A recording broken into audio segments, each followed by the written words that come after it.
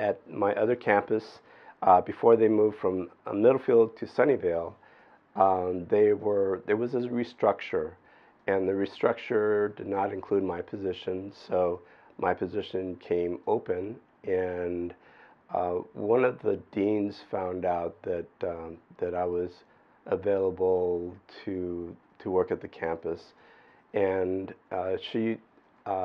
this particular dean, her name was Denise Sweat. She's the one that kind of, I guess, realized that there was a need at the Teaching and Learning Center for an employee to kind of help stabilize their particular function, and also the things that needed to be done. At the time, it was done by students, but they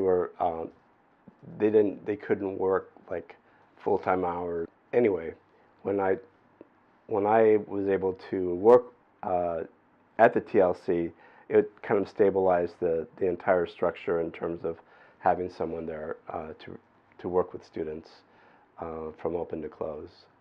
So in essence, what actually occurred is there was a change, a reorganization at the Middlefield campus, which opened me up to be able to come to the main campus, and they found a position in the Teaching and Learning Center at that time. So that's how I got here. Apparently, in the last 10 years, there's been a decline of enrollment, and that's really what that's really doing is pressuring the school to try to find methods to continue, and yet be able to serve the students at the same time. Well, they're now reached a point where in this time frame, they're able to kind of isolate exactly how much they need to cut. So I believe what happened is all the administrators were asked to cut, and I'm again, because I'm not an administrator, I'm not exactly sure, but I believe the figure was about 10% from each department. And so what the administrators at Foothill decided to do is there's about a 10% cut, and they're redoing the Teaching and Learning Center, the model for the tutoring here, and also it's affecting the STEM Center. The STEM Center was asked to cut the exact same amount there, and so I believe our budget is now half of what it was moving forward, and because of that, my position was cut. I was informed, I believe it was like end of October, that I was told that, my position was going to be cut, and that would be, but because of my seniority, I knew that I would still have a job somewhere in the district. I just didn't know where it's going to be. What happened is I did let a couple of people know that, I'm going to be moving, and we should stay in touch. There's always changes in life. Everyone has a role, and things occur sometimes that you don't really have much control over. In this particular case, I did get a chance to have the opportunity to, they asked if I was interested, and I indicated yes, I was interested. So it just turns out that I'm just so touched. If I would have known that it would have gotten to the point of a petition, I would have said, you know what, I was actually part of the reason I'm leaving, because I was given the option. For me, since I've been here over 25 years, I'm now looking at I guess the end of the rainbow, in the sense of I think I'll be retiring in 5 years. So like a little change might not necessarily be so bad.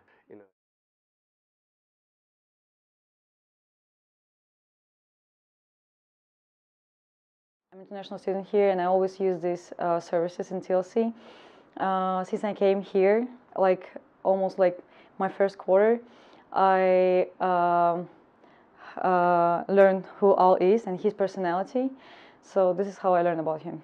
He's a very welcoming person. He's very generous. He has a very kind heart, and I feel like a lot of students, not only me, especially international students who struggle like with a lot of issues and like who just came, like whose English is not like so good.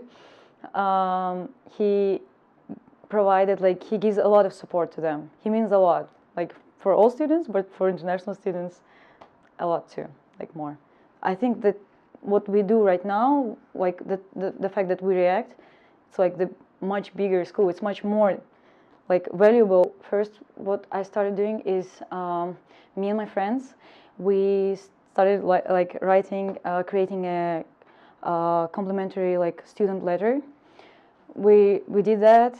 We get some help from TLC to like revise it, and some other people helped me. And then after that, after we're done with the complimentary letter, we started just going over and informing students about this problem. And I expected that, but still I was so surprised that so many people, like no one, for example, I didn't hear from someone, oh no, like even people who didn't hear about OWL, they were like still touched, and they still, you know, no one was indifferent.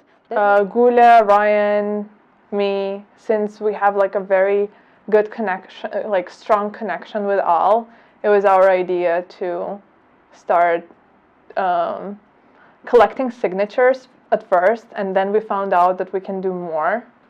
We can write an article in the newspaper, and every time when we try to like find out what else we can do, we've got more information from you guys, from other students, what else we can do. So we just didn't waste our time and started working right away.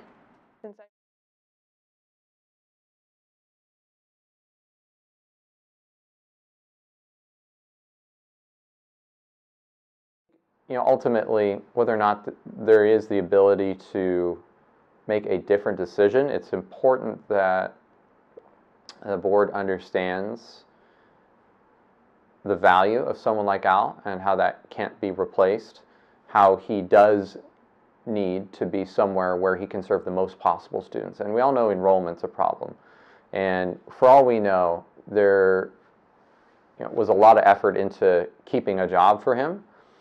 But it really seems like a shame for him to be over in Sunnyvale when the vast majority of students are right here every day. I was fortunate enough to meet Al this quarter by just like coming in the TLC, and every time I saw his smile and his warmth and his welcoming, you know, demeanor, it was definitely like added so much to the TLC and made me want to come back more to get help with my essays for sure. You know, I thought like whatever I can do to help. Gulia had a fantastic idea to get a petition signed, and she wrote a student letter kind of explaining why Al is important to us and all the things that he's done and all the things that, all the qualities about him that make the TLC such a great place and make Foothill a better place. And I think we have over 300 signatures right now. We're looking to pass 400, maybe even 500 hopefully if we can. At the very least, I just like hope sincerely that after seeing how much people care about him, seeing two students like with the bravery of those two students, Gulia and the other gentleman, what was his name again, dude? Sam, yeah. They spoke in front of the board of directors, and it took a lot of courage for them to do that. I'm sure like if they see that, and along with all the signatures, you know, like they understand that kids are not gonna just like, or just people, like people of Foothill are not gonna just sit around and let like valued members just go away, and we're gonna do everything we can to make sure that doesn't happen.